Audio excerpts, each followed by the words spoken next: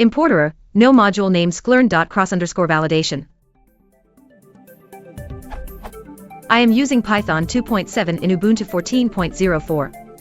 I installed scikit-learn, NumPy, and matplotlib with these commands. But when I import these packages, it returns me this error.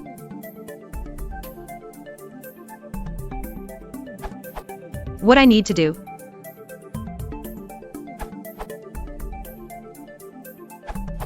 Make sure you have Anaconda installed and then create a virtual env using Conda. This will ensure all the imports work.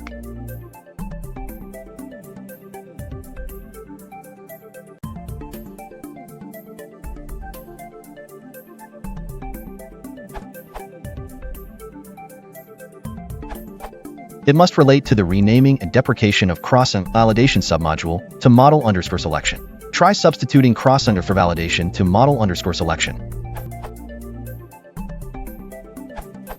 Train_test_split is now in model_selection. Just type.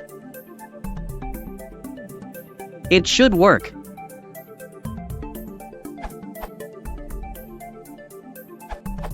I guess cross-selection is not active anymore. We should use instead model selection. You can write it to run from scikit-learn.model_selection import train_test_split. That's it.